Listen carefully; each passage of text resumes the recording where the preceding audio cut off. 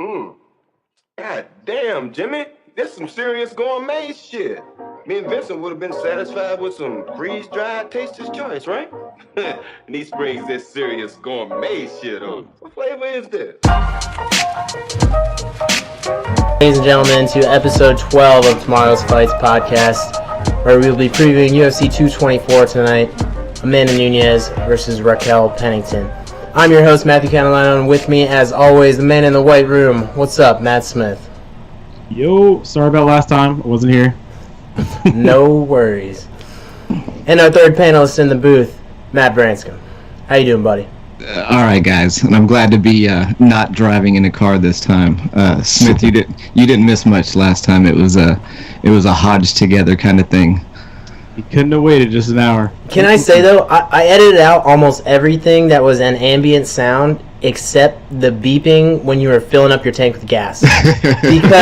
because we were in, like, mid-analysis of something really good, and I had to leave it.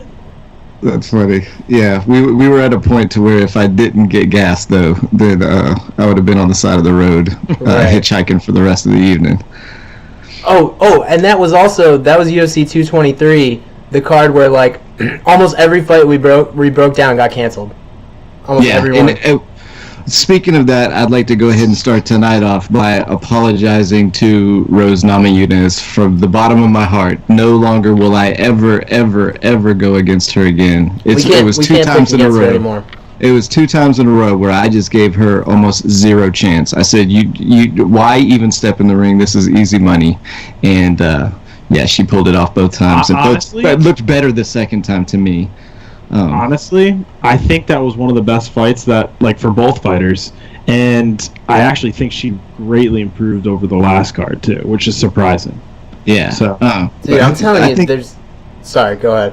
I was just going to say, I think Trevor Whitman and even Pat Barry, they put something together out there that's just growing her. Because remember when she was on the Tough thing, they were talking about her being the next Ronda Rousey at the time, and then she had that tough loss to Cookie Monster. What's her name? Carla Esparza. And we were kind of like, oh, well, maybe this was maybe we were putting our too much stock in what she had, but now we've seen her kind of come into her own, really. I mean, she struck with Joanna for 5 rounds, like. Yeah. Mm-hmm. Yeah, that was a great fight, and then we even said we were watching it live. Hey, 5th round, we had both scored at 2-2, right? And yeah, I did. Yep. And dude, she knew what to do. She sealed it with the takedown. Like, turned it up. Yeah, that was wild. Man, I will tell you, there's something about champions that lose their belt that get immediate rematches. It's so hard for them to get that back. Remember we were going over that statistic? Like, it hasn't happened since Randy Couture got it back from Vitor Belfort when Belfort won via that cut. Mm-hmm. That was in like 2003-4. It's been like 15 years. And there were a bunch of extenuating circumstances going into that fight as well with Vitor. Yeah. I believe that was the fight right after his sister. His sister was kidnapped. That's right. So I mean, it was crazy. Imagine going into a fight with that on your conscience. Big shout out to Frankie Edgar for his performance a couple weeks ago with losing his father and his grandfather within a 2-week span.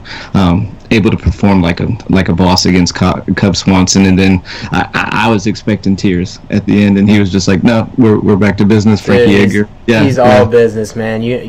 Nobody hates Frankie Edgar. No, why? Gotta respect him. All right, well, we're here to talk 224, though. All things aside, thoughts on the card?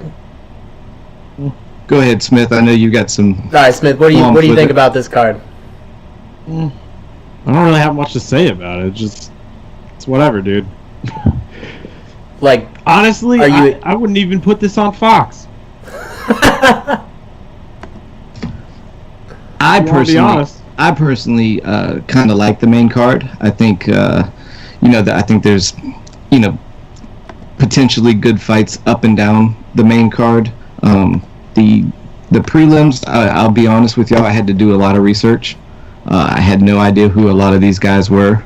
I kind of they were in the peripheral some of those fighters that you've kind of seen. Once I looked at them, once I watched some of their fights on Fight Pass, I was like, okay, I remember this guy, I remember that guy. But looking at their names all lined up on the UFC homepage here, I'm like, who the hell are these people? Yeah, so I'll start off. I don't like this as a pay-per-view. It's one of those cards where it's like kind of in the bottom tier as a pay-per-view. I think it would be a really good Fox card. It's just one of those up and down in terms of like having an appetite for quality of fights on paper. It's just hard to pay.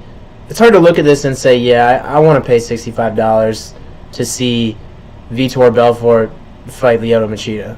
I mean, that shouldn't be on the pay-per-view. That shouldn't be a money fight in 2018. But I will say the prelims, like, almost everything on the prelims has some little piece of intrigue. You know what I mean? Like, as you gloss over it. And that's always fun for me to, like, dig through the undercard, find the diamonds in the rough, But you're not paying for that, though. No, you're not. But if you're judging the card by the whole. Yes. I disagree that Belfort and Machida shouldn't be on a pay-per-view. I mean, those are two huge names, but both of them former champions. I mean, it's a cool fight to watch, but they're coming down in their career, Yeah, really, what I think are they going? The main event fight is probably not something that's going to draw a whole bunch of eyes. Souza and Gastelum are both, hardcore fans. We love them. That's the best fight on the card. What we're missing here is something to draw in your non-UFC fans. I look at the card and I think, hey, I want to see all of these fights, and but you're missing something that, Right. Yeah. I mean, so realistically, like, what do you think this is going to do? You think this is going to break 200,000? No. That's rough. Do you think Nunes has a big following? I mean? People because know of her her orientation, you think, or what do you? What would be? He's saying she can finish fights, and she's she's not a Ronda Rousey. She's not going to bring those type of numbers. You know what I mean? Even though her fights are exciting and she finishes fights, I don't know if it really brings in a lot of people to watch pay-per-view. That's my opinion. I get what you're saying. Yeah, no, I mean, I think she has notoriety from the Ronda Rousey win, and people still know who she is for being the second girl to just destroy her and essentially retire her. Well, she went, Tate then Rousey. I mean, yep. She put two of the marquee, long-time faces of women's MMA, and she beat the shit out of them. Yeah. And so for the old UFC fans, the only two people on the card are Belfort and Machida. You know what I mean? Everybody else, they might not even really know them too well. Yeah. So, I don't know. It's a weird card. That's all I'm going to say. Well, speaking of prelims, let's jump right in. We're going to touch on the prelims first. Quick disclaimer. In the interest of time, we're not going to go through every single prelim, but we'll each pick our breakout fighter of the prelims, our most intriguing fight of the prelims. That's what you're looking forward to the most. And our pink slip fighter of the card. That is who is at risk of being cut with a loss. So why don't we start with most intriguing fight of the prelims? Branscombe, what do you got your eye on? What are you not going to miss? The fight I'm most interested in, I went with the Ferreira versus Robertson. How do you pronounce his last name? I can't remember. Mutante? That's what we'll call him, Mutante. That's his nickname, sorry. Yeah, Ferreira. But anyway, Mutante.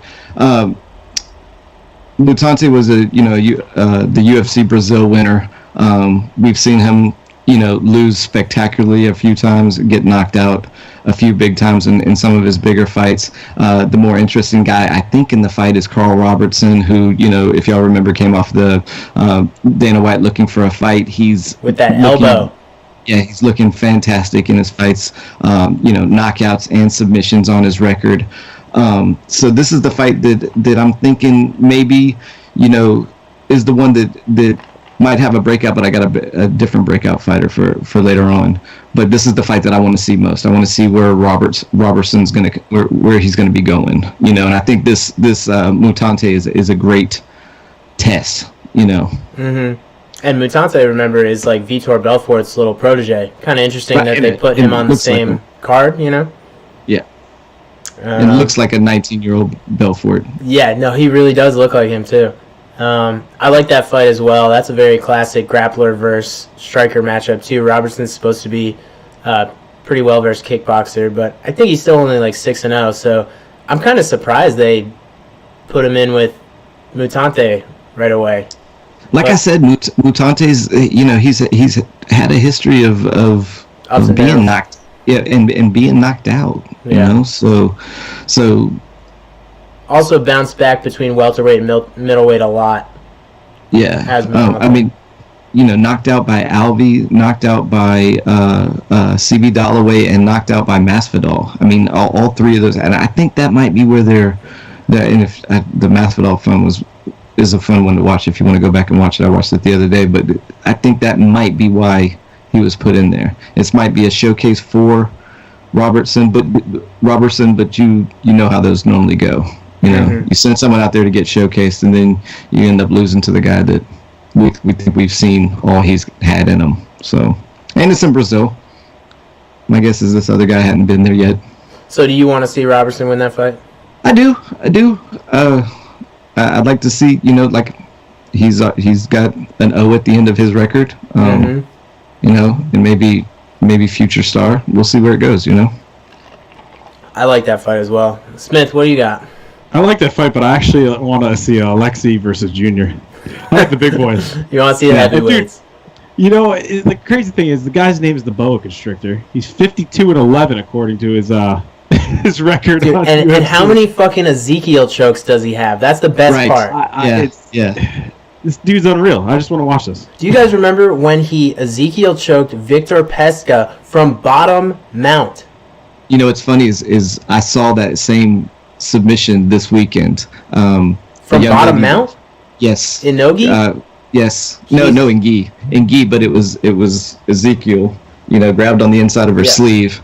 And the young lady from Krav Maga was out there, got mounted, but pulled off that choke at the IBJJF. At least we can say it's much easier to get in the gi.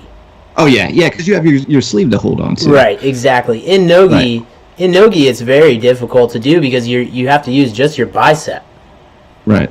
And he's Russian. He's got a lot of arm hair he can grab onto and kind of get some grip. And just the fact that he did it from bottom mount in MMA, like where you can get hit as well, is fucking ridiculous. Mm-hmm. So, yeah, I mean, and then you got opposing him is Junior Albini. If you recall, what was his last fight? He lost to Andrei Arlovsky in the diaper. Remember that? Yeah. It's such an unfortunate... Straight up war diaper. Like, I'm not even... Do you remember that, Smith? Nope. My God, you gotta go watch. He cut his shorts off he folded them up on the inside. Yeah, and then he folded them into his cup. Yeah. So that it just ended up looking like he was wearing regular baggy shorts, but folded them back under into his cup, and it ended up looking like he was wearing a diaper. But he must have done that on purpose because he's I don't think his legs. Remember, he's got those huge thighs. But his nickname is Baby, so I think he thought it would be funny, like a Roy Nelson grow the mullet thing, like, oh, I'm this goofy fat guy, Maybe. That would be funnier to me. I thought he did it seriously. Like, you think Reebok would give him that shit? Like, here you go. Yeah. Now, I thought maybe Reebok didn't have the right sized shorts for him. Like, they didn't fit around his thighs right. Still talking about the diaper? Yes. Dude, I think he did that himself. This all night. Well, that'll be something. We've got theories. That'll be something to watch for. Does he come out with a diaper or not? I say no. I say they sat him down and talked to him after that and was like, "You can't fucking do that." That's funny. Yeah, I mean, both those fights are good. We're talking about the both of these are on the FX prelims. That's kind of interesting that they're on FX, right? Usually it's Fox Sports 1. Yeah, but aren't we in the baseball season now? And there's probably going to be a lot of that. They'll have stuff moving around for baseball games. Yeah. Okay, well, I'm actually going to go with the fight one below that. Davy Ramos versus Nick Hine. That is at lightweight. Davy Ramos he's new to the UFC. He's only had like 2 fights in there. But he is like a world-class black belt on the ground. Built like a brick shithouse. And he debuted against Sergio Moraes, who is also a world-class black belt on the ground, and it was one of those fights where, in anticipation of it, people were like, this could be one of the highest-level grappling matches we've ever seen. And it was a shitty kickboxing match for 15 minutes. Yeah. Like, never went to the ground. Yeah, I mean... Typically what happens. Exactly. So after that fight, he came in on short notice, so it was kind of expected that he was going to lose it. But he looked fine. A little bit left to be desired in his striking, but then he fought Chris Gutzmacher after that, and he just absolutely destroyed him and choked him out. Rear naked choke. He looked great. So he's 7-2 now, and he's getting a big step up in competition with Nick Hein. You know, Nick Hein is that judo guy. I think he's like 16-2. Let me fact check that real quick. Okay, 14-2. Sorry. He's 14-2. He's on a 3-fight win streak, but man, hasn't fought since 2016. So it's been a hot minute, and just to let you know, there's a lot of that on this fight card. Yeah, there is. There's a lot of guys that have not fought since 2016 or longer. Yeah, that's what's gonna make our breakout fighter pretty hard. But yeah, I like that fight a lot. It might be a little too soon for one Davey Ramos, but if he can pull it off and get it to the ground, I think that'll be really interesting. So that's what I'm going with. Okay. All right. Speaking of breakout fighters, let's move right on to that. Smith, who you got? I'm gonna have to go with Robertson. Yeah, 6-0. I think this will step him up into like the big boy league. Yep. And, you know, the UFC will be happy that they promoted him through their contendership series, too, so. And that's, you know what, that's probably why he's getting that, like, top spot on the prelims. The headlining FX Sports. I think that, and I think, you know, he's got someone out there who's chinny. You know, they like to end those prelims with a knockout or with a, with something that's going to get you to want to kind of get your taste for blood in your mouth, get you wanting to watch some more violence, and I think that might be one of the other reasons why it's there. You know, you're right. Robertson is actually a slight favorite there, which I thought was pretty surprising given the experience gap. But I don't know. Maybe he really does have trouble with those heavy hitters. So, all right. What about you, Branscombe? Who are you taking? I wanted to say Robertson, but I figured that's where y'all were going to go with. So the guy I'm most interested in seeing, I had to look him up. Hadn't really paid much attention to him before, but I went with Alberto Mina. He's 13-0. Very solid jiu-jitsu player. Yes, he has wins over Sexyama and Mike Pyle. I went back and watched those fights, and they were good fights. The only other fight they had on Fight Pass was his debut in the UFC. It was in that Cacao. Yes. Yeah, and he looked a little bit sloppy in that one. It looked like he cleaned some of those things up. Wasn't that like 2014 at this point? Yeah. And he's another fighter that's been out, I believe, since 2016. Yes, he hasn't fought in like 2 years. Right. So, if you're 13-0 and you come out here and you get another good showing after beating those other two, maybe he'll move himself up to a main card or at least a Fox card, main card thing, and that's who I'm picking on this one. And he looks good. I think he looks like a good fighter. That was actually my pick as well. And just because he has some really solid jiu-jitsu accolades too, he's got. Does he have 3 finishes in the UFC? I thought, or did he take one of those to decision? The only knock I have against him, he has 1 decision, and that was against Sexyama. Yeah, who's a hell of a grappler, And that was 3 years ago. Who the hell knows? Yeah. Yeah. The knock I do have against him is that his nickname is Soldier of God, and I mean, I was actually gonna bring that up. Come on. You can't take that from Yoel, my man. No. I was gonna ask you guys about that. No, forget Jesus. What do you think about people using the same nickname? I don't know about that. Well, I mean, then half the guys out of Brazil wouldn't be allowed to be called Pitbull anymore. I was about to say that. At least it's not Pitbull. Lineker borrowed his nickname from someone I don't think he should have borrowed his nickname from, but Hands of Stone from Roberto Duran. Oh, yeah, you're right. That's who that was from. Yeah. All right, and that leaves us with the pink slip fighter of the night.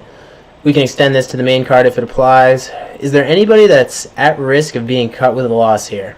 I'm glad you said that we could extend it to the main card, because looking up and down the prelims and the early prelims, I couldn't see anybody that I thought would get the pink slip. Yeah, me neither. The only person I can see, and it's probably not even a pink slip, he's probably going to retire, is Belfort, because I think this is the end of his contract, isn't it? I believe he had that last fight. He had 2 before he won his last fight, and after this one, he probably wants to get out of the UFC. He wants to get away from USADA and go in Japan or somewhere else where he might be able to ply his trade with a little help. Mm-hmm.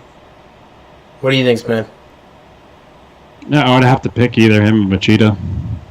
Yeah. Maybe this has got to be near the end of his career. There's really nobody fighting for their job here. Sometimes it's obvious when they're putting a 3-fight losing streak, person against a prospect. It's kind of obvious what they're doing, and there's not a lot of that on the card, which is good because you want to see competitive fights.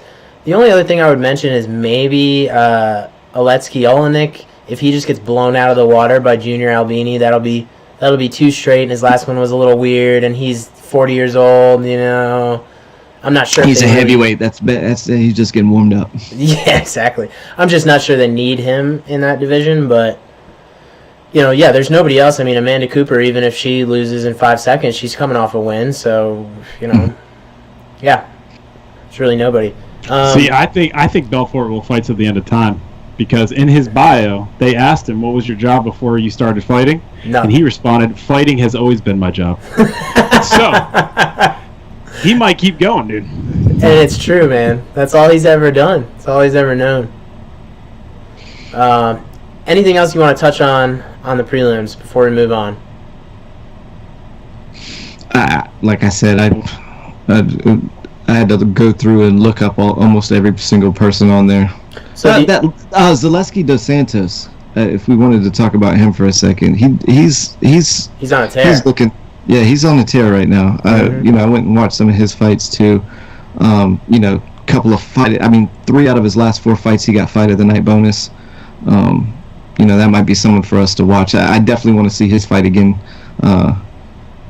This weekend. So yeah, and he's fighting Sean Strickland, who I believe was the King of the Cage champion at middleweight, and then dropped down to welterweight. He's like 18-2, and his only losses are like to Kamaru Usman, who there's no shame in losing to that.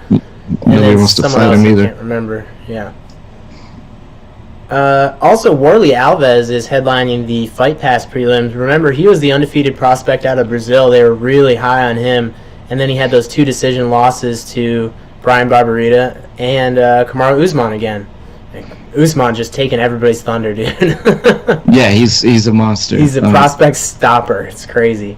But Warley Alves is most well known for securing that guillotine win over Colby Covington. Remember that? Yeah. Mm-hmm. I think that's Covington's only loss, maybe. I'm not sure. This is someone who I didn't get to look up, Sultan Aliyev.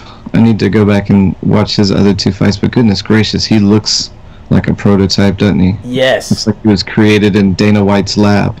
Goodness gracious. Is this the guy that decision Sam Alvey? No. Oh, no, somebody else. Never mind.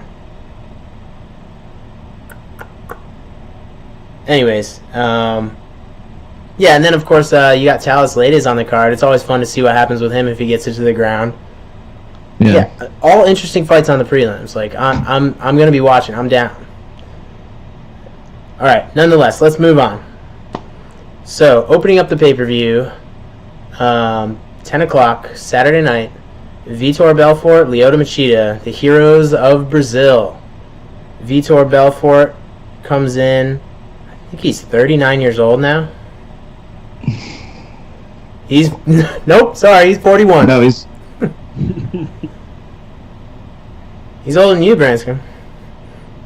Yeah. All right, he's 26, 13-1, coming off a decision win over Nate Marquardt, which I'll just say is questionable. And he's taking on one Lyoto Machida, also in the twilight of his career, 39 years old. Lyoto comes in at 23-8. Yeah, that's what I was going to touch on. That both fighters, believe it or not, are coming in off of wins. Both fighters before that had 3-fight lose streaks, and they were brutal 3-fight lose streaks. I mean, both of them I think got KO'd 3 times in a row. Those Lyoto fights were hard to watch, man. Yeah. Like when Luke Rockhold and Yoel got on top of him, I was just like, oh, they're gonna break him. Yeah, Stop. yeah, that was bad. The thing that has me thinking that was a more positive note for me. Not only did they both get wins, but they both went the distance, which for Vitor is very, very rare. Yes. For Machida, not as rare, but he looked better in that Eric Anders fight to me. If I had to pick one, I'm gonna say Machida. I think he's got a little bit more left in the tank. For me, I think if he lasts the first 2.5 minutes, avoids the Vitor rush, he can do his outside karate stance, in and out thing. I see Vitor fading over the course of the fight, and Lyoto possibly, shutting him out, either winning by decision or a knockout, late in the second, early in the third. I don't know. I think they're both like patient fighters now, later in their career. You might not see that from Belfort right in the beginning. What, you honestly, might not see the blitz? What do you think? Yeah, I think that I'm going to give it to Vitor, and probably within 3 rounds. I think he's just going to wait till he does some damage on him, and then he's going to hit him with a flurry. That's usually how his game plan is, and he's good on the ground too. So if it ever ends up there, which it will never, but if it does, he's got that too. So I'm going to go with Vitor in this situation.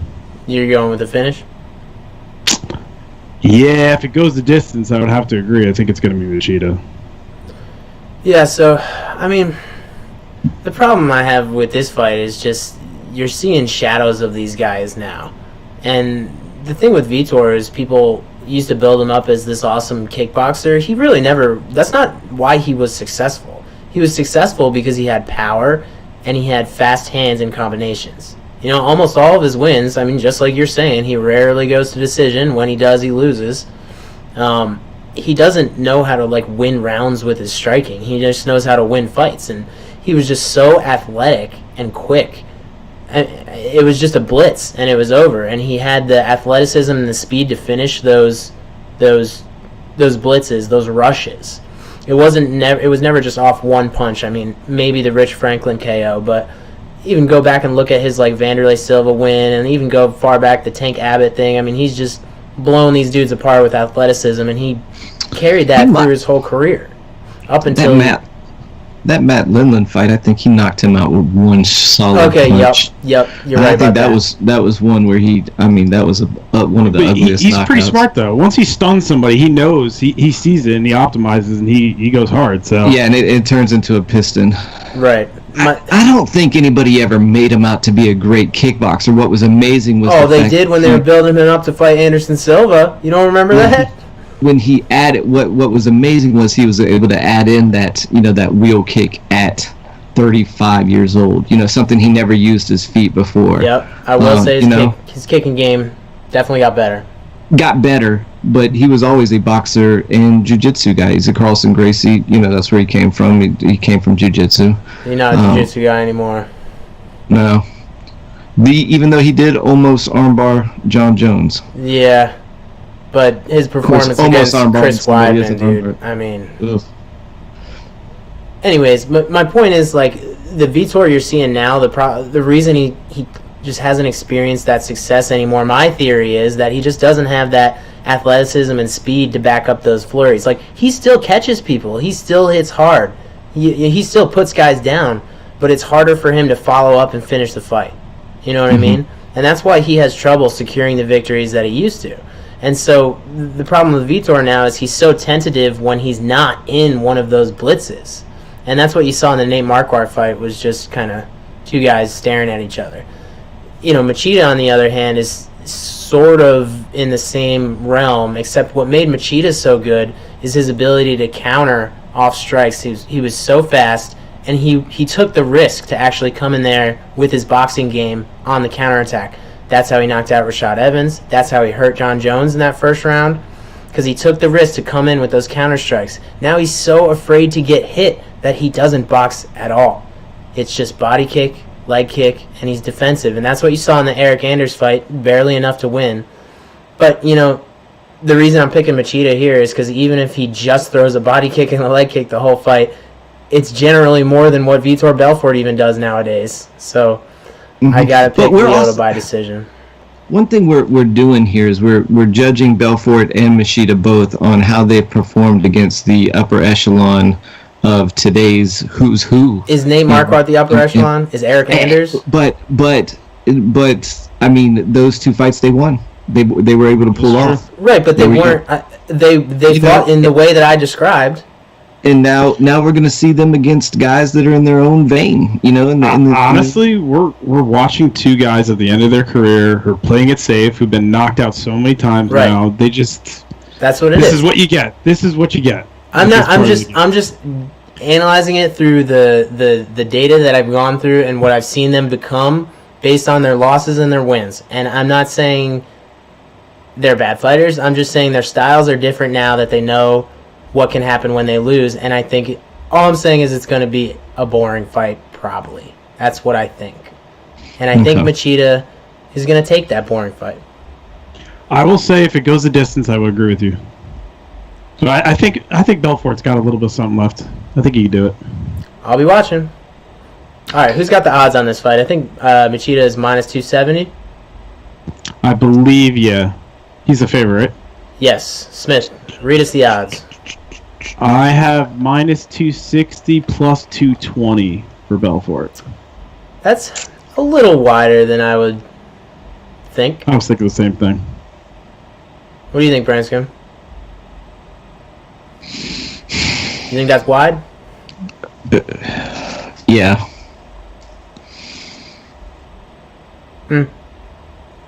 No. You know what? I think Machida should be that much of a favorite. I really do. With the way Vitor's looked lately, I think Machida's looked that much better than him. Yeah. Vitor's not active enough for me to have confidence in him finishing a fight against the defensive Lyoto. That's the biggest problem I have in picking him. Okay. Anything else before we move on? All right, so 2 picks for Lyoto, 1 for Vitor, opening the card at middleweight. And moving on, the second fight of the night in the bantamweight division, John Lineker, Hands of Stone, fighting Brian Boom Kelleher. And I will say, this is one of the most exciting fights they can probably make in the bantamweight division right now, just, outside the top 5. I'll start if y'all don't mind. John Lineker had trouble making weight at 125, so he's moving up to 135. He's been there for a minute, and man, his power carried right through that division. I mean, that is a guy that hits hard no matter what weight class he's in. Brian Kelleher has looked great in the UFC, just except for that one loss against Marlon Vera. He slipped up and got armbarred. Otherwise, though, he's won, I think, 4 fights. I think he's 4-1 in the UFC. He kind of came in as a journeyman and experienced a lot of success once he got to the higher tiered promotion, which it's great to see that, because that shows marked improvement. Brian Kelleher is he's the type of guy who just charges forward and wants to brawl with you. He hits hard, he throws a lot. There's a lot of boxing combinations, finishes them with head kicks. We saw him take out Hayan Barao. Very nearly knocked him out in that last fight. At the end, their last 2 minutes, I mean, he had him just living against the fence. If that fence wasn't there, he was falling down. But you know what? John Lineker plays that same game. That's what he's good at. He'll hunt you down and just aggressively box you to death. And it takes someone with a little more diverse striking game to stop that, someone like a TJ Dillashaw. And that's the only hiccup that John Lineker's had in the last, 7 fights or so. Mm-hmm. So, I mean, this is going to be his last loss before that was Ali Bagatoumedov, who is out with that EPO thing. But that guy was a hell of a fighter too. Right. Those are nothing to be down about. Right. Both of them were decision losses, and both guys looked like they were scared to death. When they were fighting them the whole time. So I mean, the biggest thing for me here is like Brian Kelleher. His whole game is essentially what John Lineker is better at, and that's a problem. That's the biggest problem I have with finding an avenue for victory for Brian Kelleher here. And I think we're going to see him try to shoot some takedowns, try to mix some things up, but he's going to get hit too much, and he's probably going to lose the decision if he makes it there. But, damn, if he hangs in there with John Lineker and just throws down like he's done in his last couple fights, this is going to be so fun to watch. Mm-hmm. Yeah, I mean, that performance against Renan Barrio was very impressive. I know Renan might be on a little bit of the downside of his career. Well, I mean, let's face it, he's on the downside of his career, but that's still an impressive win. And like you said, Kelleher, one interesting thing that Kelleher's only loss in the UFC came to Marlon Vera, who that's someone who Lineker beat. Yeah. In MMA math doesn't always work out, but that was just one thing I was looking at. Here's one thing: who would you take in a fight between Lineker and Renan Barão? Does John Lineker beat Renan Barão? Yeah, he knocks him out. Probably. Yeah, he puts him on Queer Street pretty easily. And I couldn't have said it better. That everything that Kelleher does, every fight that I've watched, I'm like, well, yeah, he does those things good, but I think Lineker does them better. And I definitely think Lineker has the power advantage. His boxing is a little bit more crisp. He's knocking out guys with both hands to either the head or the body. I've seen, throughout his career. So I pick him by, I'm going to say by decision. Since he's moved up to 35, I think he's only got one knockout. Fighting bigger dudes with better wrestlers too is a little bit of a problem for him. Right. And I think this is going to be a fun, great fight. I think it's going to be two guys, definitely going at each other the whole time, but I do think it's going to go decision. I'm probably going to say Lineker. Mm-hmm. All right. Smith, bring us home. So, I don't know. I agree with everything you guys are saying. The only thing that I'm going to add is my boy Brian looks like he's from New York, so I got to go with him. You know what I mean? I think he's from Long Island. Yeah, or either that or he's almost all of his fights, I noticed when I looked him up, were in Atlantic City. Like, he's got a salty 19-8 record, but it's much better than the UFC, though, once he got here. Yeah, and once I looked at it, too, it was a whole bunch of his fights were in catch weights. He'd be up at 40. He'd be up at 45. So that means he's fighting whoever. But they were almost all in Atlantic City, so where is he out of? He's out of Long Island, I think. Long Island. So it's Oceanside, New York. So that makes sense that he's just driving down to Jersey and fighting who the fuck ever, Yeah. I just can't bet against someone. Also, he looks like a mini Viking badass.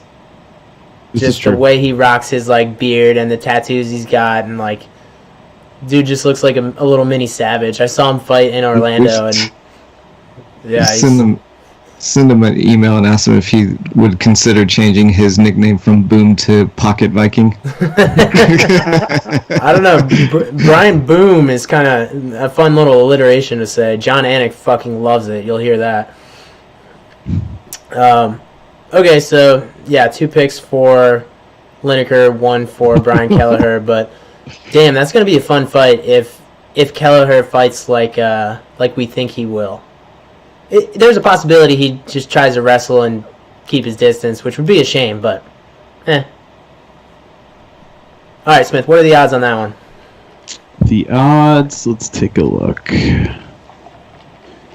Lineker minus 238, Kelleher plus 203. That seems fair. I think that's right.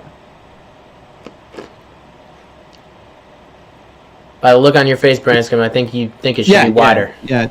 No, I concur. I mean,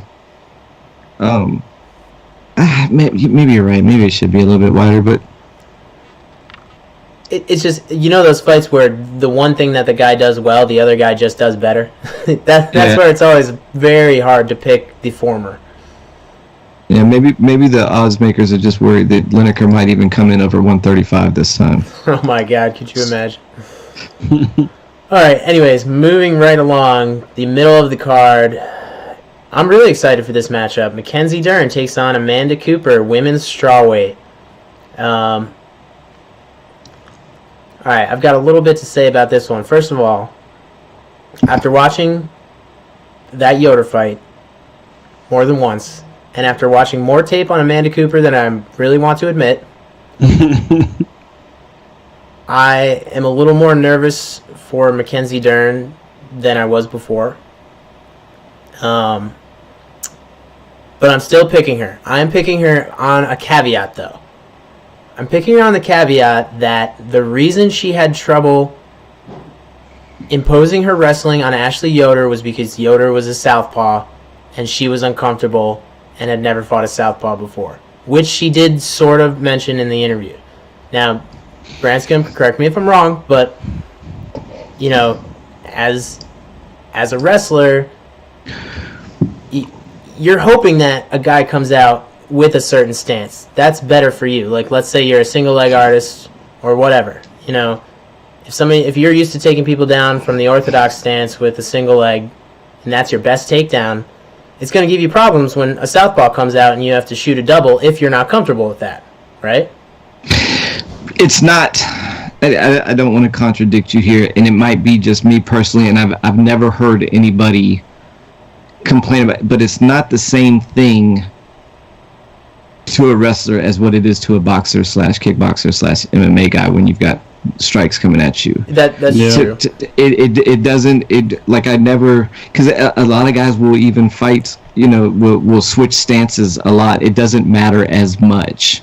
And maybe for Dern, the problem wasn't so much that, for her wrestling to get off, she was expecting to use her jab, double leg, jab, tap a knee, something like that. Yeah. And the fact that the leg was on the other side, she's having to move a different way than she was, but she had to know going into it. I don't know. But as far as wrestling goes, having a left-handed person doesn't matter as much. You practice almost everything both sides all the time. Well, so I guess maybe my point is trying to be wrestling and MMA while the other factors are coming into play.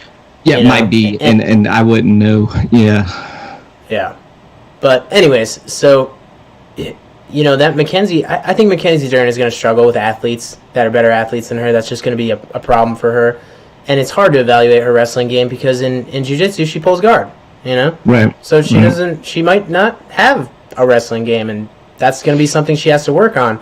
But in that Yoder fight, there was a lot of pushing up against the cage, and some of those clinch exchanges, I'm not sure what she was trying to do. I watched that fight again to see how many times she actually shot. Like, not just got into a clinch, like actually shot. She only shot twice. Once in the second round, she shot like a half-assed double.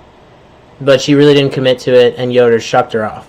Then finally in the third round with like 2 minutes left, she shot a high crotch single. And got her down with that. And that was the first thing she really committed to. So, yeah, I'm not sure what the implications of Yoder being a southpaw were to Mackenzie Dern, but I'm pretty sure they were negative. And she even said as much in the post-fight interview. So I really am thinking, just all things coming together, that was a fight that made her uncomfortable because of that. And when it comes to Amanda Cooper, I would say she is about the same level athlete as Ashley Yoder. She's a boxer first. She's an orthodox fighter, so that's good for Dern. She stands with a very traditional boxing stance. Her front leg is just out there, ready for the taking. And I mean, in all the fights that she's been taken down, most of them, they've just caught kicks and taken her off the single. Tatiana Suarez did it. Cynthia Calvillo did it. And Amanda Cooper's not a bad grappler. She's a purple belt. She looks like a purple belt. She's got a serviceable open guard. She knows how to pass guard.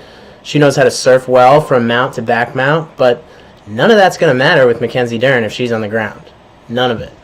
And she was handily out-grappled by Calvarino, though. I mean, she looked out of her league against her. And I don't remember what the first round takedown was, but the second one, it was her shooting a double. And then she shot a double, and she flipped her over her head. With the little pseudo-guillotine thing. But I wouldn't say she was... obviously she was handily out-grappled because she got submitted, but... Yeah, I don't remember what the first takedown was either, but there was a scramble. Like, that double she shot wasn't really a double. She was just kind of in turtle grabbing onto legs, and then Cynthia Calvillo, that's when she flipped her, which is not totally uncommon in women's MMA. You see that shit all the time. But, she was doing okay with Calvillo until she had her in a pseudo-Darce choke, which she defended, but then she got her back taken from that, which was really weird and fun. But yeah, likewise, it doesn't matter. Against Mackenzie Dern, everyone in the 115-pound division is going to be out of their league. She is literally light years away from every woman in terms of jiu-jitsu at 115, save for maybe Claudia Gadelha, who she's still far, far ahead. So yeah, I'm picking Dern here, assuming that she's more comfortable in the transition stages of the fight, and I believe her when she says, hey, I'm not just going to throw crazy hands like last time. Because if she does that and she doesn't push the takedown, she's going to get her face busted up, and there could be a loss on her record at the end of the night. So, all things considered, I'm going with Dern here, but there's definitely some questions in the fight.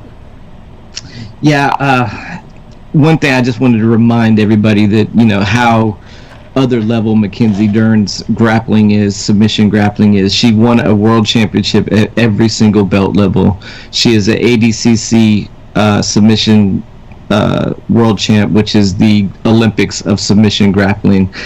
She's multi-time gi and no gi black belt level champ, and she did that not only at her weight class, which was, I think she was at featherweight, which was 130, but she did it at 130 as well as the open weight division, meaning that it was every single weight class was in there. Oh, and you're talking when you're talking open weight, you're talking Gabby Garcia fights, who she's given up 100 pounds to Gabby Garcia. So that's how otherworldly her grappling is. Literally light years ahead.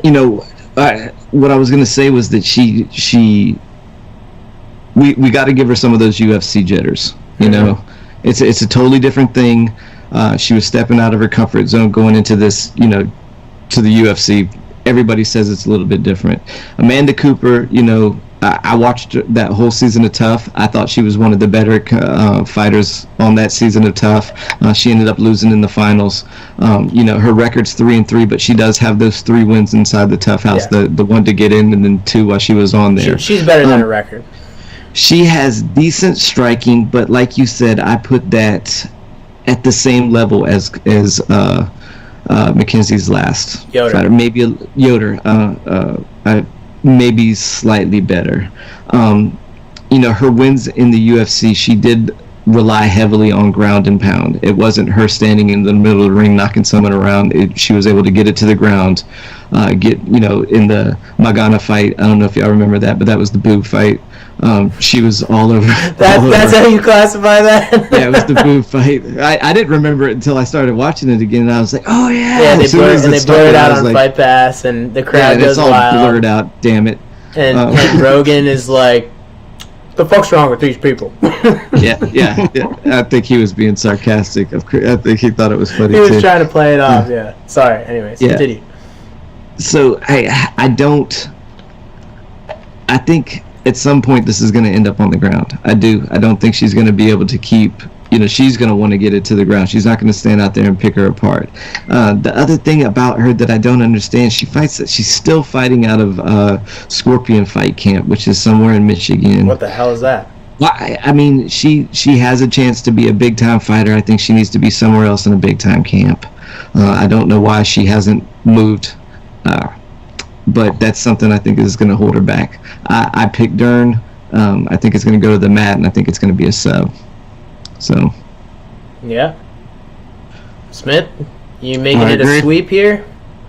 Yeah, Dern all day. Mm-hmm. And dude, even in her first UFC fight, she didn't look that bad in my opinion. And like, she still knew how to score points, and like, she had a lot of strikes. I don't know. She was aggressive. I'll give her that. Yeah. So, in my opinion, it was enough to win that first fight. But yeah, if she can start doing some of the takedowns and do her submission game, sky's the limit for this girl. Yeah, I would just like to see her like in those clinch exchanges. Branscombe, she's just like not. Sorry, I always forget. Is the proper term for the single running the pipe? Yes. Yeah, she's not running the pipe ever. You know, and like she's on it. She's on the leg. She's got the underhook, but she's not. She's not putting her other leg around the leg she's holding and kind of right. You know, she never tries that, and even DC is like, why the fuck isn't she doing that? Yeah, and the other thing that, if I'm remembering this fight correctly, this was the fight where DC kept calling it a high crotch single when it was a snatch single, and I didn't understand why he kept saying it. The takedown she hit though was a high crotch. Because but didn't she like reach and try to snatch a couple? She was just reaching over, snatching back. Okay, so she snatched the single, right? But it was Yoder's right leg, and she didn't run the pipe with it. She turned into her and kind of dumped her, like you know how DC like just will lift people up out of there like a true high crotch. Yeah. She turned the wrong way if you were gonna actually like run the pipe with it. She turned into Yoder and just kind of like muscled her down. So I think you could call that a high crotch, right? I think I'll have to show you. I didn't want to bore everybody with it, but what I'm thinking of a high crotch might be different than what DC calls it. I mean, if you have the leg and you're not running the pipe with it and turning to the outside and you turn into them, like, what are you doing? Is that fundamentally wrong, or what are you supposed to do there? You know what I mean? Does that make sense? It just might be her, you know, where she's comfortable. Normally, she's used to not being up against that fence and getting to the back from off of a single. Well, no, this was in free space. This was when she got the takedown in the third round. Yeah. I'm having a hard time remembering what the situation was. All right, well, we'll go through it like tomorrow, whatever. Yeah. All right, anyways, so what are the odds on this one, Smith? I think Mackenzie is in the 200 range. It is. We've got Dern at minus 225 and Cooper at plus 190. I think those have gotten a little closer. I think they started wider than that. But, yeah. So we're all picking Dern here. I think this is a good test for her. I'm okay with it. Yeah, this is a step up from what she had last time. Not too big of a step up, and I like that they're doing that with her. They got to be slow with her. I mean, I'm of the opinion that she came to the UFC too soon, so they got to be careful. Like, they got a hot commodity on their hands. You don't want to Paige Van Zandt it and just ruin it. Yeah. Okay, anyways, moving right along, my favorite fight on the card, middleweights, Ronaldo Jacare Souza taking on Kelvin Gastelum. Kelvin Gastelum, obviously a true welterweight, but experiencing plenty of success at middleweights, so fuck it, he's still there. I really want to see him back at welterweight, to be honest, but what can you say when he's winning? Who wants to chew into this one first? Yeah, I'll just start off with Gastelum on that. You know, he is small for that weight class, and I think this might be one of the times where it is, going to show. I think this is where it's gonna. This is one of those matches. Even though he's a solid wrestler, I think Souza's going to be the bigger guy. He's got notable wins over Bisping, Belfort, Marquardt, Hendricks, Kennedy, Ellenberger. When I started looking through the names, I'd forgotten how many bigger names, like marquee names. Maybe not marquee names, but big names in the fight game. He does have wins over. Notable losses were to Woodley, Weidman, and Magny. Woodley one sticks out in my mind because I actually thought he was going to win that fight. That was one of those fights where he came in overweight. Yeah. He had he had something wrong with him. He was like had the flu or some shit. He just came in overweight. He didn't. Yeah, and then they said afterwards that he was sick or whatever. He came in overweight, and when he went out there, he looked flat. Yeah, and it still was. That's what I was gonna say. It still was a very close fight, and Woodley, now being the middleweight champ. Welterweight champ. Yeah. He's a good wrestler, solid wrestler. He is got very, very good hands, and he works with Kings MMA. Rafael Cordera has done even more work with them. His hands have gotten better over time. Souza. One thing I wanted to talk about was before that Derek Brunson fight, they did a whole big thing about how he had a torn pectoral going into the Whitaker fight. And I thought to myself, they're just saying that, blah, blah, blah. Well, I went back and watched the entire Whitaker fight. You can see it. Like, if you've ever seen a torn pec before, you can see it in that fight. You can see a huge indent on his right pec the entire time, and his right arm and that shoulder looks noticeably smaller than the other side. And there are a couple times in the fight where I saw him shake it out and whatnot. He literally fought Robert Whitaker with his pec completely detached.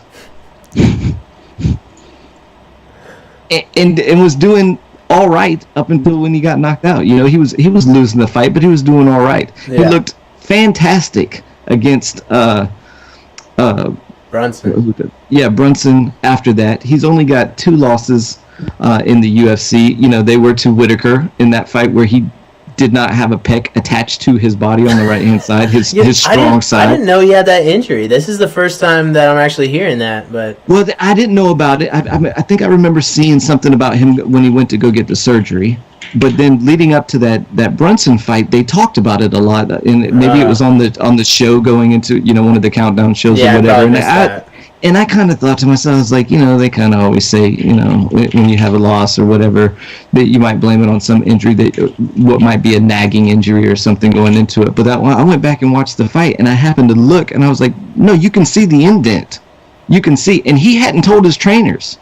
They said that. Well, they were saying in that they didn't have any idea about it. You had to have known. You had to have been able to see it. You had to have been able to tell in his wrestling. But his wrestling was god awful against Whitaker. Yeah. And everybody talked about, oh shit, Whitaker's got this great wrestling, because he was able to stop Yo Romero's takedowns and stop Ronaldo Souza. Well, maybe, with Jacare, it might have been more of a situation where he only really had one side.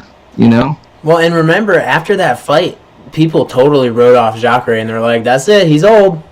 Yeah, that's the fight. He's old." But like I said, look back at his record in the UFC. He's only lost to Yo Romero and only lost to Whitaker, and they're both right now fighting for the title. They're going to be on the next. No, that's a really good catch with the injury. I didn't even realize that, and people made such a big deal out of how bad he looked in the Whitaker fight that they were just like. In the lead up to the Brunson fight, they were totally writing Jacare off like, well, he might be done. He might be old. And then he just blew the fucking doors off Brunson, and he didn't even do it with his jiu-jitsu. Yeah, with the strike. So I'm actually reading about Souza right now, and he opted to get surgery on it, it seems, after he lost. And the doctor said this kind of injury, a total rupture of the pectoral muscle tendon, usually results in loss of 75% of strength. Yeah. So he had nothing on that side pretty much. Yeah, that's and was wild. Out there, and I mean, I went back and watched the fight, and I couldn't believe how big the indent looked on that side. Like it was right at the armpit level, and then his right side was noticeably smaller. And I saw him shake it out a few times, and you would see when he would shoot to that right side where he'd normally do some kind of looping single or something, he just wouldn't pull it in. His right hand, he kind of threw lackadaisical in that fight. Yeah. And remember, this is a guy who fought Roger Gracie, was caught in an armbar in the World Championships. It got his arm snapped and finished the match and ended up winning. Winning the he World tucked it in. He tucked it into his belt and fought with fucking one arm. Fucking stud, man. Dude, they don't let you do that shit anymore. Yeah, they changed the rules after that. Yes, they changed the rules because of him. Yeah. Yeah, that's fucking great. Good catch on the injury. I didn't even really know about that. All right, Smith, who you taking? I think it's going to be a brawl, and I'm going with Souza. I don't really have much more to say. I think he covered most of the topics there, but yeah, I think it's going to be a great fight. Man, this fight is fun because you can look at the Chris Weidman Kelvin Gastelum fight, and you can just say, why can't Jacare do that? Mm-hmm. That's exactly what I was thinking. You know, so but that's one thing you can do. And then I was before you gave the whole, injury update conspiracy theory, which is not a conspiracy, it seems very accurate. I was going to say you could also look at the Whittaker-Jacare fight and think Kelvin can definitely do that. Mm-hmm. But now the odds are close. Yeah, now my thoughts are changing a little bit. My problem with Kelvin these days, first of all, why the fuck is he fighting at middleweight? Like, he should be at 170. Second of all, he's gotten far away from his wrestling. He used to be... Remember when he was coming up through Tough? He won the whole thing with just wrestling. Just wrestling. He didn't know anything about striking. And he's one of those guys, like the Team Alpha Males, like the TJ Dillashaws, who just developed this awesome boxing game. And I don't know who you credit that to. Maybe the guys at King's MMA. I don't know. But well, he had decent boxing on the show. I mean, he was able to touch. He was able to touch up, and then as soon as he got into the UFC, he was using his hands pretty much off the rip. Yeah, well, he improved drastically when he got into the UFC, but I don't think he was boxing that much on Tough. I mean, his whole game was getting to the back and getting the rear naked choke. Yeah. I don't know. Maybe my memory evades me. This was a long time ago, but regardless, a lot of toughs to go. Yeah. Regardless, his striking looks great now. I just feel like he's leaving his wrestling behind a little bit. And in the Weidman fight, you kind of saw that. And you can't fault him for not being able to out wrestle Weidman. Weidman's blue chip as they come. Yeah, I don't know. I mean, I don't know how to compare the wrestling between Weidman and Gastelum. I guess you'd say Weidman is a higher level wrestler. Like, I don't remember what their accomplishments are. I don't remember what Gastelum has done, if he's done anything, or if he was just like a college wrestler. I don't remember where his accolades come from. I want to say it was like D2, maybe. Yeah. I know Chris Weidman wrestled for Stop. What is it? The big New York college.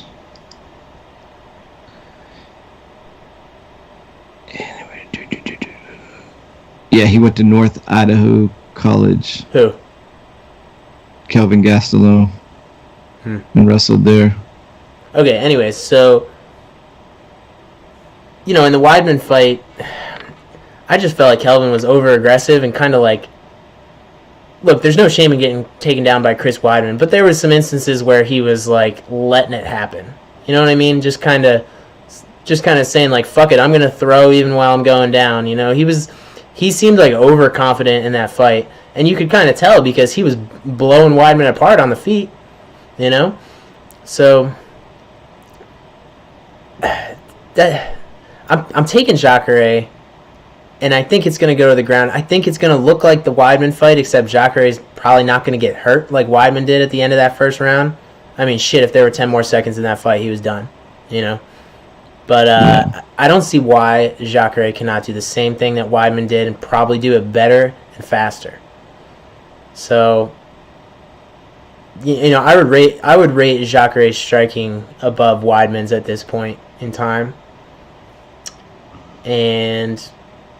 that's going to be enough to get it done against Kelvin Gastelum. I just hope after this fight that Gastelum, win or lose, goes back to 170. I mean, I seriously think he can give Woodley problems.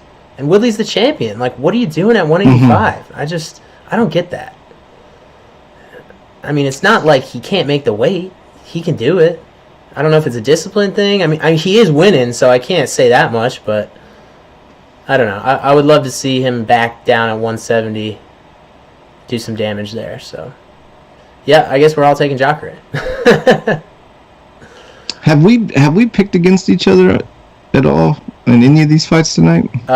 Smith has taken Vitor and the New York boy Kelleher. And Kelleher. And he picked against Kelleher. Yeah.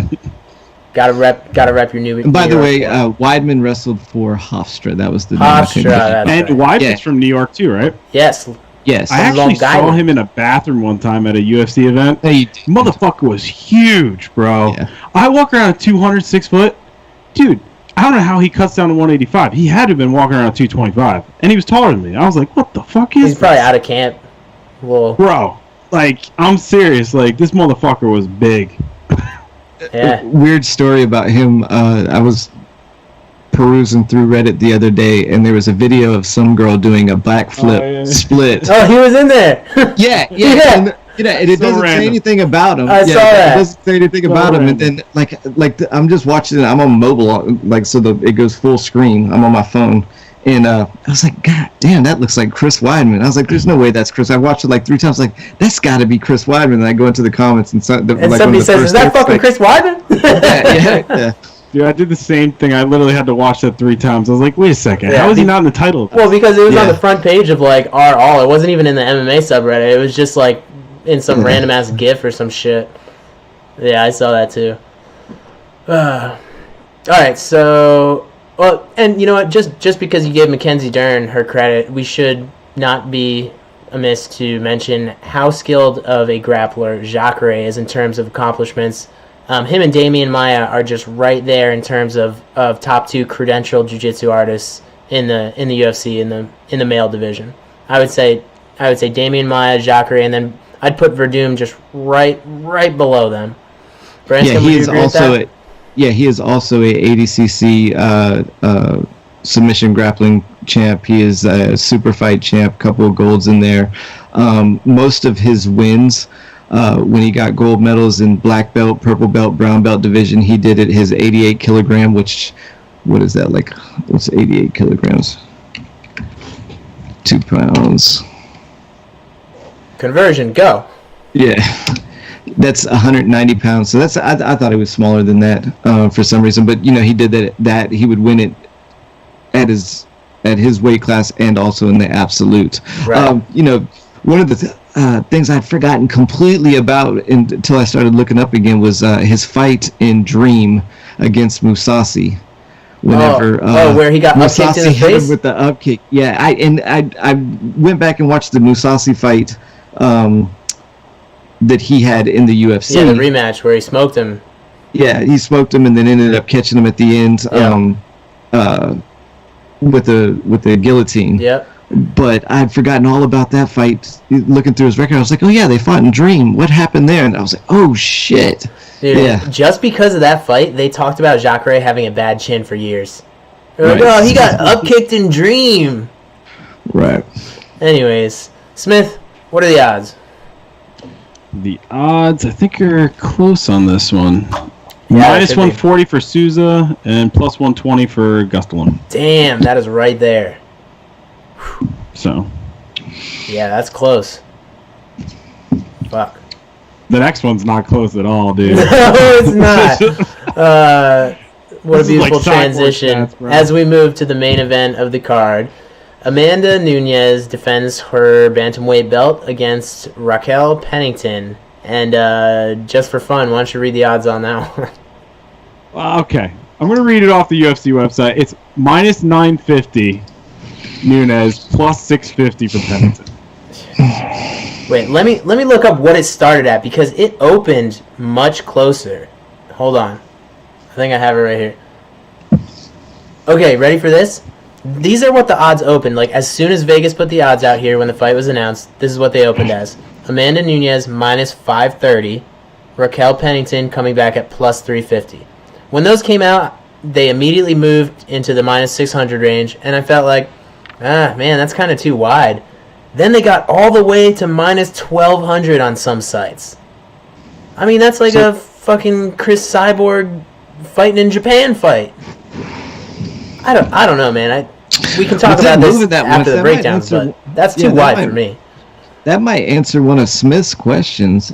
He asked earlier if there was much of a following for Amanda Nunes. It might let you know there's more people out there wanting to watch her and know about her as well.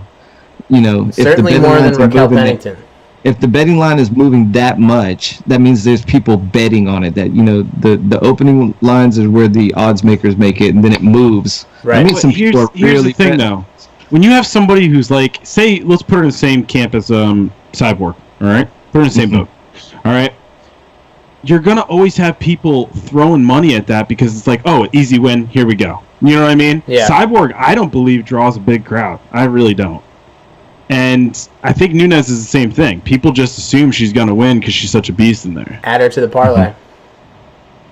So I think that's what you're seeing. And actually, I would say that the odds are probably more prone to be wider if there's less people actually betting.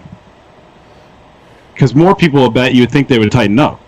I could be wrong about that. It all depends on what people think they're seeing that the odds makers aren't, And in this case, maybe the odds makers opened the line they thought was accurate, and people start looking at Raquel Pennington and saying, hey, she hasn't fought in 2 years. We saw her get taken down by Miesha Tate.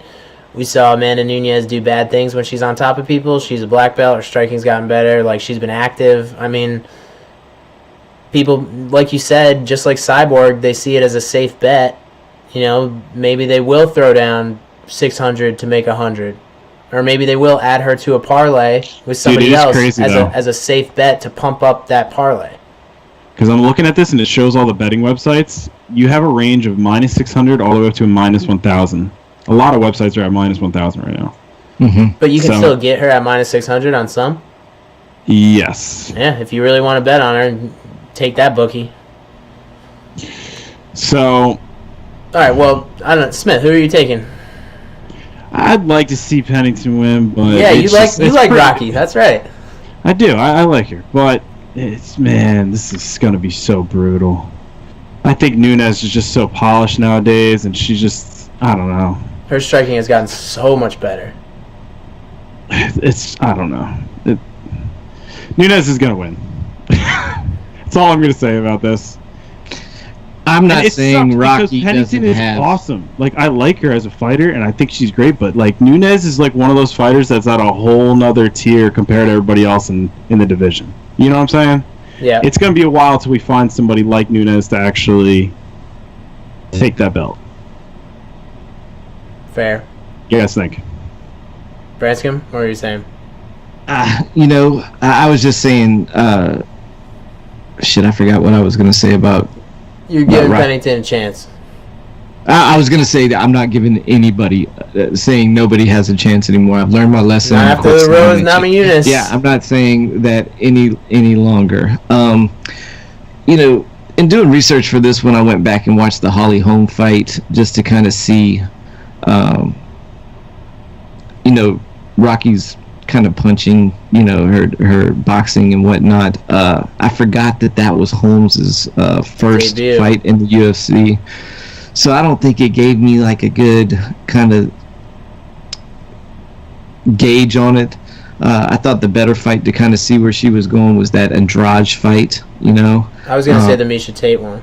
And then the Miesha Tate one, I think what we saw there was a little more Miesha not giving a fuck, more of than Raquel caring. I just think, like Smith here, I think Nunes is the better athlete. I think she's been more active. I think she's fought better people other than I think she fought a better version of Miesha Tate. And did she beat Andrade? Raquel. Oh, did Nunes? No, she never fought Andrade. I don't think. Wait. I don't know. Did she? Shit. But both of them seem a lot bigger than her, because Andrade is a small. Andrade at 115 now. No, she never fought Andrade. No. Pennington, on the other hand, has a loss and a win against Andrade. Right. I see this definitely going in Nunes's favor. I mean, especially with the Shevchenko wins, the Rousey win, the Miesha Tate win. She's just on such a tear. Rousey was never the same after she got knocked out from Holly Holm. I don't know that it would have mattered if it would have been if you flip-flopped those two fighters. If you would have had Amanda Nunes before. Yeah. Holly Holm, it might have been different. I mean, it might have been I don't think the outcome would have been different. I think both fighters would have beat her. To tell you the truth. If you looked at 2014, 2015 Ronda Rousey versus Nunes, I think that would have been a lot closer. But I think, as you saw, like with Rousey, she kind of she peaked, and then the loss really fucked with her head. She was never the same after that, and then Nunes just came out and just destroyed everybody. Well, but also, you gotta look, Ronda was top of her game, man. She was like on a whole nother tier, and then after the loss, she didn't have it no more, and then Nunes came in. So she got figured out.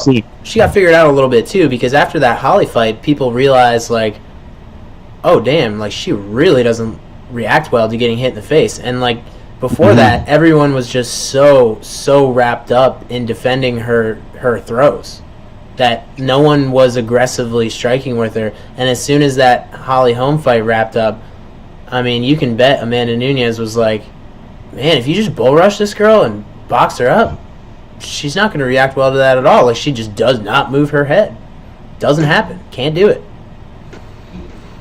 But, yeah, I guess a couple things. I totally agree with both of you. I mean, I'm picking Amanda Nunes here, but a couple other things that we got to talk about. Okay, the last time Raquel Pennington fought was in 2016. This is how long ago it was. Same card as the Conor McGregor win against Eddie Alvarez. The last time she fought was the same as the last time Conor McGregor fought, which seems like ages ago. So, I mean, that's how long this girl's been out of it. I mean, I went back and watched the Miesha Tate fight and a few others because those are the most recent. But even Miesha Tate, who is now retired, and you got to give Raquel credit. Her takedown defense has gotten much better over the years. Her striking has gotten cleaner, and she's become a little more aggressive. She was very tentative at her UFC start. But even in the Miesha Tate fight, a what did you call Tate there? Dismotivated or whatever, checked out. Yeah. Even in that fight, Tate still got her down, and she still climbed on her back at the end of the first round. I will say one thing about that. Pennington almost had her in that deep guillotine where Tate had to climb up the fence, literally. Her takedown defense looks okay. It's better. It's going to need to be better than that to defend Amanda Nunes takedowns if she wants to get it there. But I'm not even sure that Raquel Pennington wins this fight if it remains on the feet for 5 rounds. Just with the way that Nunes has looked, I tell you, that Shevchenko fight, those 2 Shevchenko fights were the best things that could have happened for Amanda Nunes. She learned so much in those fights. In that first one, she rectified her issue with gassing out. She knows how to balance her grappling with her striking. And then in that second fight, she essentially won a kickboxing fight there. Right. And she's never had that level of striking in her early UFC days. She was just a bull rush fighter who finished you or ran out of gas, like in the Zingano fight. So, even if this remains on the feet, I'm not sure that Pennington can get enough done to win rounds. And then the only other thing I want to mention about Pennington, just in terms of the difference in athletic ability, I mean, not to take anything away from Rocky, but she looks like she can make 125 to me. And, Amanda Nunes, there's no fucking way she's making 125. Let's say that. Mm-mm. So, I'm taking Amanda Nunes. All 3 of us got Nunes. Are we seeing a finish here? Well, one thing I did want to point out, though, that might not be, maybe I'm wrong on it, but I don't think that this layoff for Pennington's as bad as it might be for someone else, because it seems to me like with her partner, she's been actively training her partner, Tisha Torres. They've been in the gym, that whole time. I think maybe, what it does say to me, though, with her being the person that they put in there with Nunes, and then the fact that the last fight that they were going to have Nunes fight was going to be Shevchenko again, for the 3rd time within the last thing is that 35 has gotten a little washed out. Yeah. It's gotten a little weak. But what I was really saying was that Pennington, don't think she's gonna not be as sharp as you know. I don't think this layoff is gonna make her not sharp, is what I'm saying. I think she's been active in the fight game that whole time. Yeah, she's not, partying in Vegas every night, not training. Right. Yeah, fair point. All right, so we're all taking Amanda Nunes. We've already mentioned the odds, which are the widest on the card by a long shot. If Amanda Nunes wins, what do they do next? Who do they give her next? Who do you put there? Nunes. Rose. Bring up Thug Rose for a super fight. Bring up Thug Rose 20 pounds. Yes. Or no, I mean the actual super fight that everybody wants to see is her and Cyborg, and I think Nunes was always open for it. That is the only bantamweight I want to see Cyborg fight. It's Amanda Nunes. Yeah. There's also or Kat Zingano. Did Kat lose her last fight? I remember. Who's the girl that Kat lost to? Who's undefeated? Ketlin Vieira. They could put her there. They might do that just to have something. You remember that fight? Kat looked bad. Kat's actually got a fight coming up. She'll be fighting on the July 14th fight night. Yeah, she lost to Ketlin Vieira. You know, the up-and-coming grappler. Right. They could put her in there. Yeah, she didn't look good in that fight at all. It made me sad. All right. Anyways, anything else on the main card before we wrap that up and head on to our brief rumors section to close out the show? Overall, not a bad card. I'm interested. Matt Smith, did we turn you around after looking through it and talking over it, or are you still yeah? Are you amped? Yeah, I can know. That's the sound of a man that's amped the fuck up right there. You know, you know what makes me amped up though? Looking at 225, looking at 226. Yeah. Woo-wee! 226. Those are damn good cards. Yeah. Okay. Moving on to our final segment. Let's touch on some quick rumors here. Got to talk about this. So, on the Unfiltered podcast, which I believe is hosted by Matt Serra. I don't know if any of y'all listen to that. Yes, it's actually a pretty good podcast. It's Matt Serra and the little comedian dude. Right. I don't remember his name, but apparently they had Dana White on, I believe Sunday or sometime over the weekend, and Dana White, from the words of his mouth, I don't have the quote in front of me, but he literally said, "Yes, I can confirm that I'm working on George St. Pierre versus Nate Diaz as a co-main event to UFC 227, which is going to be headlined by the rematch of Cody Garbrandt, TJ Dillashaw." Mm-hmm. And then he also confirmed for that same card that he's working on Luke Rockhold moving up to fight Alexander Gustafsson. This is straight from Dana White's mouth. So, at what weight class? At 155, which is it even doesn't make stranger. Any sense. So you're telling me that George St. Pierre is going to drop 30 pounds? He was just fighting at 185. Yes. He was at 170. He went up to 185. That's now right. he's going to go down to 155. Yep. So you're telling me... Doesn't Nate feel more comfortable at 170? Like, he walks around pretty big. Who knows? These are all great questions. But the biggest thing for me is, first of all, if George St. Pierre is on the card, he's not fucking co-main eventing shit. He's going to be the headliner. Like, are you kidding me? In 2018, you're going to have GSP co-main event with Nate Diaz in a 3-round fight at 155? Something doesn't sound right there. So that's why, like, this rumor to me, it kind of seems like maybe Dana's throwing this out there as, like, some Conor McGregor bait, like, trying to say, like, hey, look, we're going to move on without you. Maybe try and get him back in the octagon. Maybe it is true, and they're trying to set up GSP for a third title. I don't know. What do you guys make of this? And first of all, do you even like the fight? So you're thinking that nobody's done that, right? 3 different weight classes? No. I mean, 3 weight classes, that's a lot. Isn't GSP sick? Doesn't he have some sort of where he's not digesting? He's going to take out whoever. Doesn't he have a colon issue? Yeah, that was the whole reason he had to take some time off, or he had to go after his last win over Bisbee. He was like something's wrong with his intestines. He's not But he also conveniently said, like, I already lost so much weight because of this sickness. Wink, wink, nudge, nudge. Yeah, and if it's kind of a win-win for Dana if GSP goes out there and fights at 155, beats Nate Diaz. Now he's established himself that he can make 155, fight there and win. Then we put him in with Conor. Huge money fight.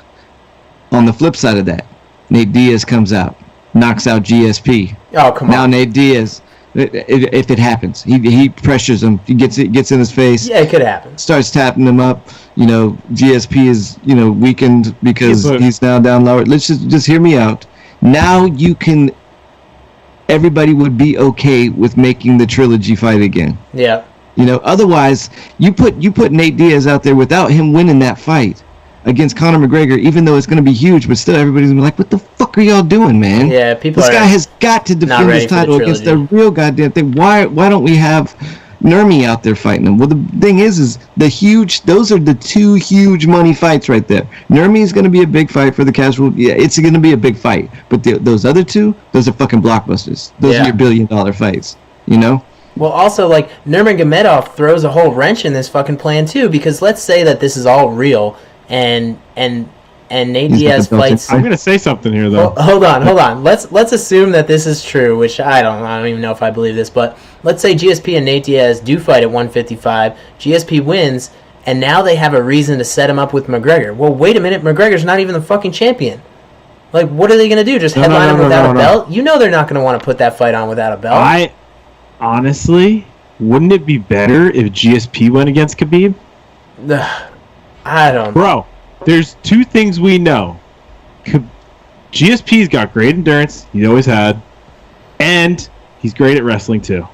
These are two things, these are two qualities that he's going to need versus Khabib, and his striking's pretty damn good. He's a well-rounded fighter. I don't think his endurance is on the level it needs to be anymore to take on somebody like Khabib. He was slowing down in that Bisping fight before that knockdown. That was ahead of your weight, though. At 155, and Khabib, we saw he was getting tired. He wasn't landing a lot of takedowns. I don't even want to entertain GSP fighting at 55. I think it'd be a good fight for him and Conor at 170. I'd like to even see him and Nurmi at 170. He's always been a big welterweight. When they were talking about him putting on a whole bunch of muscle to come out and fight at 185, bullshit. He looked damn near the same, just a little bit thicker around the middle. He's a big ass dude. He's not making 55. Yeah, not without some serious differences. I like Conor, but there's no way he beats GSP at 170. Not at 170. There's no fucking... I'll give him a shot at 155, but not 170. Okay, anyways, yeah, that was some crazy shit. But let's see how that story develops. I mean, they're saying UFC 227. That's not that far away. But 227. Huh? Yeah, find a date for that, Smith. Okay, the next. That's the July 7th card, isn't it? Or is that's Dillashaw? No, it's later than that. Garbrandt. Oh, that's the August card with Dillashaw. Okay. Yeah. Oh, it's in August? Yeah, it's August 4th, I believe, because it's the weekend before my birthday. I like how the only thing confirmed on that August card is just Dillashaw and Garbrandt. Yeah, it's a little far away. Dana White said that GSP and Nate Diaz are going to fight on this. So that means it's in stone.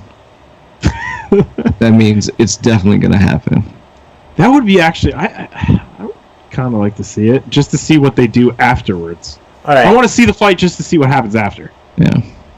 Running out of time here, so let's move on to our last thing, the last rumor I want to talk about. It's not really a rumor because it's out there and announced, but it's the new TV deal, which is partially announced, I guess. Let me just read you the press release, snippets of this from the UFC. UFC, the world's premier martial arts organization, and the Walt Disney Company's new direct-to-customer and international segment, along with ESPN, have reached an immersive multi-year media rights agreement for exclusive live UFC content on ESPN Plus, which is a streaming service, not a channel. Okay, so this first ever rights and distribution agreement between the two companies provides for 15 live UFC events to stream exclusively on ESPN Plus. The recently launched multi-sport direct-to-consumer subscription streaming service. Okay, so this apparently is going to have 15 live UFC events per year. It costs $5 a month to subscribe to ESPN Plus. But wait, So the real thing we're wondering about is like, all right, well, what the fuck is happening with Fight Pass, right? Is that going away? Apparently not. So let's see. Okay, in addition to the live events and content included in ESPN Plus subscription, fight fans will be able to purchase and watch UFC Fight Pass and UFC pay-per-views via the ESPN Plus app for a separate cost. That's essentially saying for me now, I gotta pay for ESPN Plus and Fight Pass and the pay-per-views to follow the sport. And, I mean, there's still some knowledge left undiscovered because there's more fights in the UFC's schedule that haven't been announced. So I think there's still a TV deal that will come with this, maybe a partial TV deal with Fox. Like, I think they'll end up on cable somewhere, but I don't know. I don't like this. You're saying it's only 15 fights, though, so like it's got to be, there has to be something on live TV, right? That's what I'm saying. Yeah, that hasn't got announced yet. So I mean, it sounds to me like they're moving closer to being on ESPN and getting off Fox. Yeah, maybe. Well, let me ask you this: how much is Fight Pass per month? $9.95. Right. Yeah. So this is actually cheaper to subscribe a $5 one-time fee to watch 15 of the events. That's not too bad. No, it's $5 per month, but I'm thinking that they're still gonna. It's really unclear whether they're still gonna have live fights on Fight Pass as well. So it seems like to me you're gonna have to shell out $15 a month for Fight Pass and ESPN Plus to be able to access everything. Well, why do you want Fight Pass if the live things just for the archive? Like the no, I'm saying I think they still will have live events on Fight Pass as well. You know how they do Fight Pass only cards? Well, this is gonna get confusing. Yeah. That's the like, point. People are going to be like, what the hell? I just want to either watch it on TV or pay-per-view. Nobody really wants to deal with... Nobody even deals with Fight Pass, except for you guys because they follow sport. You know what I mean? But, like... I mean, who the hell's actually buying this stuff? Well, you know, like the WWE has all their shit packed into one thing. You know, they have like a Fight Pass style app, but you get everything. You get the pay-per-views with it. So you pay like, you know, your $20 a month or whatever, and you get everything. So you don't even have to think about like anything else. Now the UFC is splitting this shit into like 8 different compartmentalized services. Maybe they're trying to figure out which the best avenue and where they can make the most money, and then when they do figure that out, that's where they're going to be, and hopefully have it all under one umbrella. Yeah, while they're fucking over the fans. Well, we can sum this whole thing up with it's fucking stupid. This is dumb. Yeah. This is a dumb thing. I mean, I can't keep paying for more subscription services. I like Fight Pass. I like Fight Pass as it is. I like being able to watch the little shows that they have on there, and you know they also have some pretty good grappling stuff on there. You know they have the EBIs and Polarises. You know. ESPN Plus, I'm hoping what they're doing is they're moving everything over to this, to maybe ESPN, and maybe that will mean that they'll be cutting back a little bit on some of their in-between shows, because right now it feels a little watered down. But if you're telling me that you're going to add more shows on now because of this, I can't see how that doesn't affect the product negatively in the long run. Yeah, it's unclear now, like what's going to end up on Fight Pass, what's going to end up on ESPN, and what's going to end up on cable. But if they're dead set on making the fans and consumers pay for 2 streaming services, that pisses me off. Because like you said, I mean, this shit starts adding up. I mean, there's a reason I don't have cable, but I don't want to be paying a cable's bill worth of subscriptions. Well, this was the issue. All the cable cutters decided they wanted to go, because I used to work for FiOS, so we saw this was coming, and now a lot of these big companies that provide entertainment, they're like, oh, let's jump on this bandwagon, and now you're going to be paying for this subscription. It's all going to add up in the end, and you'd be better off just having live TV. And then what someone's going to come out with is a way that you could bundle all of your different pay-per-month subscription services together in one nice little package and get for like, $85. Yeah. And it'll start off at $45 a month, but 8 years from now, we're going to look at our bundled streaming package, and it's like $250, and we're back in the same boat. It's just not coming over your copper anymore. Yep, exactly. Your coax. I don't know. So this is something to watch. I don't think we have all the details yet, but from what I've read about it so far, I'm not the only one that's pissed. Everybody's pissed. So it just doesn't make sense. The only thing I'm thinking is they're trying things out to see where the money's at. Yeah. Yeah, I don't. I don't know. I mean, they got to make back that loan. Bought the UFC for $4 billion, so. Coming as someone who works with iHeartMedia, yeah, you never make that loan payment back. You just hope you get restructured down the road. All right. Well, that's all I got. Let's wrap this up. This has been Tomorrow's Fights podcast. I'm your host, Matthew Catalano. You can find me at Tomorrow's Fights on Twitter. That's where all our content will be. Of course, at our website, tomorrowsfights.com. Smith, where can the fans find you? Any projects you working on? Any Twitch TV things? Nothing, man. Sometimes I go fishing and I stream that. Yeah? Where can we watch that? I think it's twitch.tv/Mammoth Outdoors, I believe. But MAMITH, like Mammoth. It's on Twitch. What are you streaming? Like you playing video game fishing, or are you like real life? Oh, okay. I'm in a fucking kayak, bro. It'll be raining on my ass. People are laughing their ass off. One of the streams, dude, a guy flipped over in the kayak across the lake. I had to freaking row over there, and he's like, "Oh, I'm good." And it's like 35 degrees out, bro. It was like a cold, like 4 weeks ago, and he's like, I'm good. I'm like, dude, it's Do like... you know how many more subscribers you would have gotten if you would have just sat there and watched them die?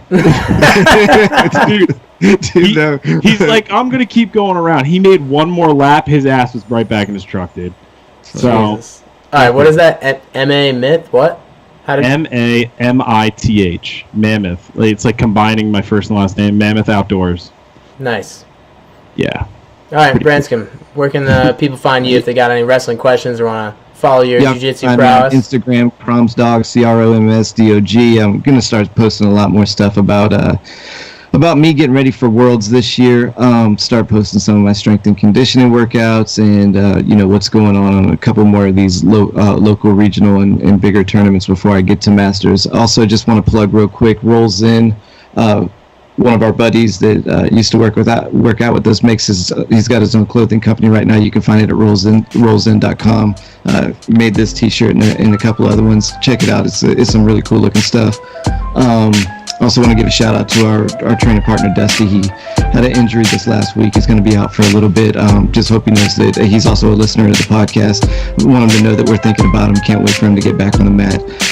And thank God, nothing torn. Yeah, thank God. Amazing. For hearing a pop like that, right? Yeah. Best news you could have heard. Yeah.